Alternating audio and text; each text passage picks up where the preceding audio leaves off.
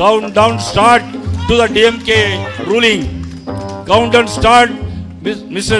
MK Stalin முதலமைச்சர் அவர்கள் countdown start திமுக மந்திரி சபைக்கு. ஆக்சுவலாக வந்து இன்னைக்கு தமிழ்நாட்டில் உள்ள வந்து பிஜேபிக்கு தான் கவுண்டவுன் ஸ்டார்ட் ஆயிருக்கு.